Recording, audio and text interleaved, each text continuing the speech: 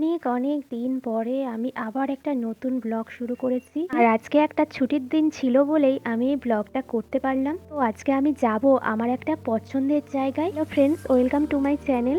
আমি কেয়া, আমার একটা নতুন ব্লগে তোমাদের সবার স্বাগত। তো ফ্রেন্ডস, আজকে আমি যেখানে বেরিয়েছিলাম এটা আমার অনেক দিন থেকেই প্ল্যানিং ছিল, বাট যাওয়া হচ্ছিল না। তো ফাইনালি আমরা সবাই মিলে বেরিয়ে পড়েছিলাম।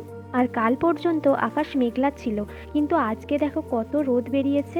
যেটার অপেক্ষা তুমি আমি সবাই করছিলাম সেখানে তো চলে এসেছি। হ্যাঁ, এটা একটা নার্সারি, যেটা আমি ইউটিউবে অনেক অনেক ভিডিও দেখেছিলাম, দেখে এখানে চলে এসেছিলাম। তো আমার গাছ খুব ভালো লাগে, আর আমি অনেক দিন থেকেই ভাবছিলাম এখান থেকে যাব আর গিয়ে কিছু চারা আমি ওখান থেকে নিয়ে আসবো। তো অনেক দিন থেকে ভেবে ভেবে আজকে ফাইনালি ঠিক হলো যে আমরা ওখানে চলে যাব। তো আমি ওখানে গিয়ে তো পুরো অবাকই হয়ে গেলাম।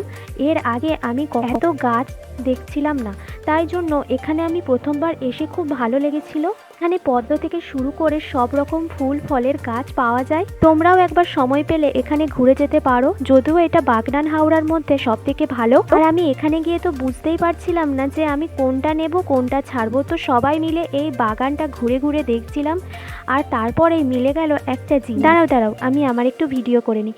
এত রোদ আর ভালোই লাগছিল না। বেশ কদিন মেঘলা থাকার পর আজকে এত পরিমাণ রোদ বেরিয়েছিল, তো আমরা সবাই নাজেহাল হয়ে যাচ্ছিল। তো যে জিনিসটার জন্য বলছিলাম, এই দেখো সেই গাছটা, যেটা আমি আমার বাড়ির ছাদে লাগিয়েছিলাম। আর আমার নার্সারিতে ঢুকেই প্রথম যে গাছটা ভালো লেগেছিল এই কাগজ ফুলের।